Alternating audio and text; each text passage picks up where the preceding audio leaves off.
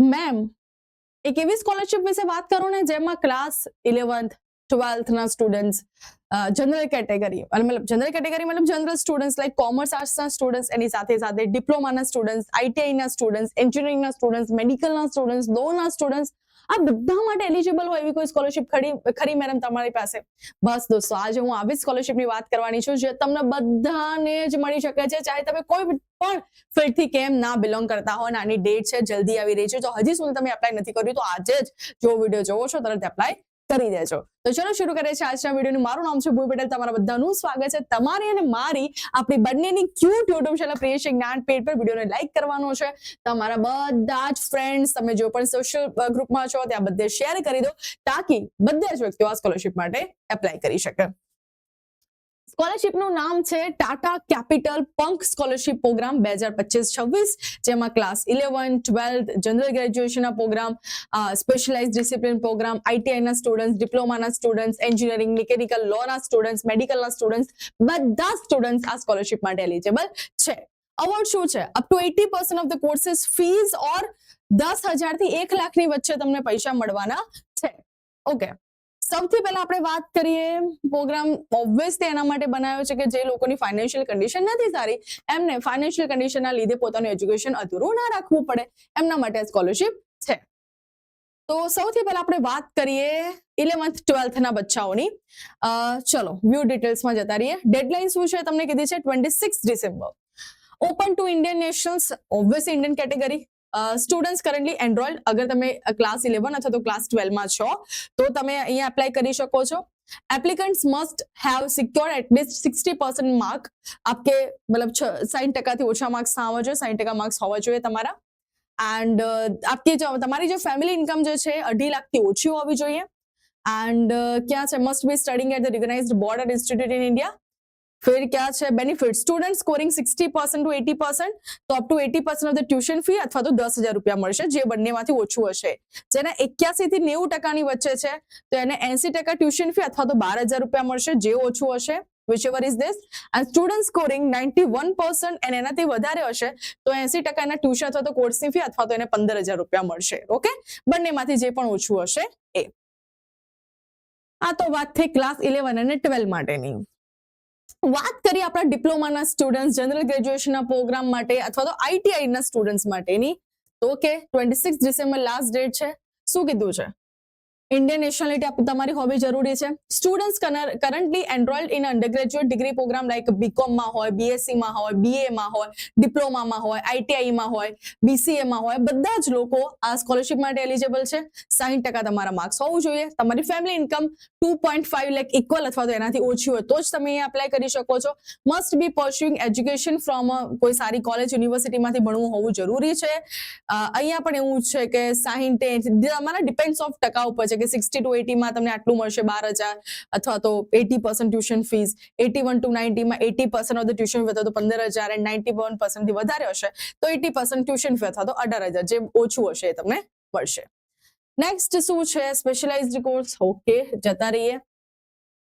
જેમાં કયા કયા પ્રોગ્રામ આવશે ધ્યાનથી જોઈ લેજો. Applicant must have scored a minimum of 80%. ભૈયા આમાં સ્કોરિંગ લેવલ હાઈ છે, અત્યાર સુધી તો 60 સુધી હતું, તમે એપ્લાય કરી શકતા હતા. અહીંયા તો 80% તમારા જોશે. ફેમિલી ઇન્કમ 2.5 લાખ કરતા ઓછી હોવી જોઈએ અથવા તો એના ઇક્વલ હોવી જોઈએ. Students who have secured admission to a professional degree program in a reputed or government recognized university or situation in India based on academic merit. કયા કયા પ્રોફેશનલ કોર્सेस આવશે? Graduation and post graduation program, જેમાં medicine, veterinary, એરોસ્પેસના લોકો, quantum physics, astrophysics, architecture, mathematical science and other specialised science disciplines include like biology, botany, geology, forestry, nuclear science, molecular chemistry, genetic, બધા જ, economics, international relations, બધા જ લોકો આ scholarship માટે એલિજિબલ છે. The scholarship amount shall be 80% of the tuition fee, not exceeding a minimum of Indian rupees 1 lakh. 1 lakh થી વધારે તો તમને મળવાની નથી. ઓકે, ચલો આનાથી વધારે કોઈ ઇન્ફોર્મેશન આપણને મળે છે? જોઈ લઈએ.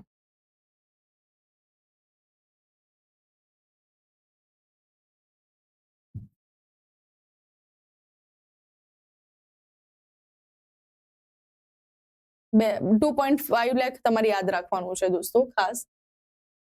60% એ કહી દીધું આપણે. 60% પ્રોફેશનલ કોર્સીસ આ પણ કહી દીધા, જે પણ લેસ હશે.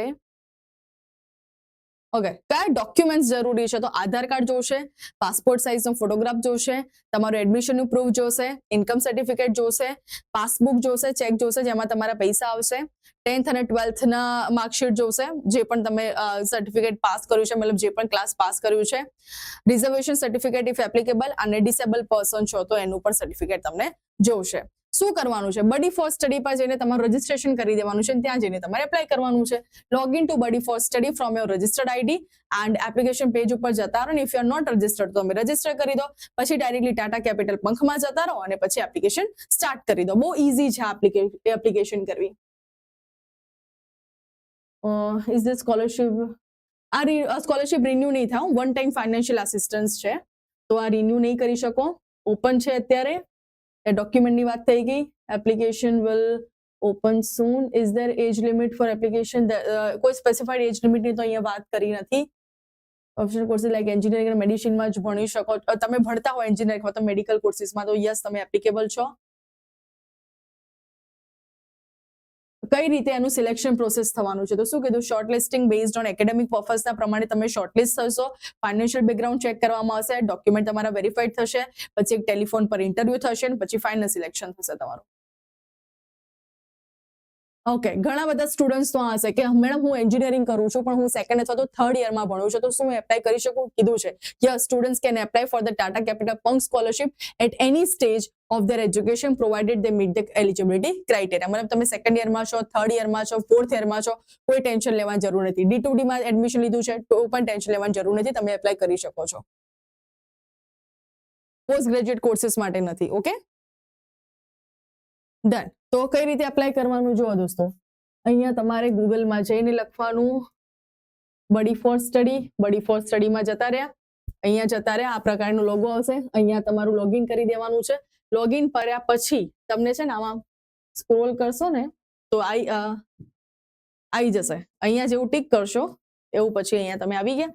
બસ તમારે એપ્લાય નાઉ ઉપર જતું રહેવાનું છે. 11th 12th માં હોય તો અહીંયા જતા રહો, અહીંયા હોય તો અહીંયા જતા રહો, એપ્લાય નાઉમાં જઈ અહીંયા પેલા લોગિન કરી દેવાનું રહેશે. તો બહુ ઈઝી છે. 2.5 લાખ કરતા જો તમારી ફેમિલી ઇન્કમ ઓછી છે તો આજે જ આ સ્કોલરશિપ માટે એપ્લાય કરો. બહુ જ મોસ્ટ ઇમ્પોર્ટન્ટ સ્કોલરશિપ છે.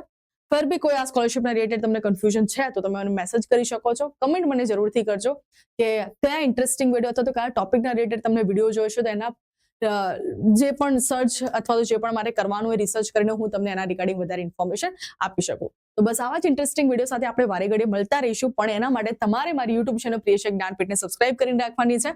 તો ડીડીએમ બાય, ટેક કેર દોસ્તો, જય શ્રી કૃષ્ણ, રામ રામ.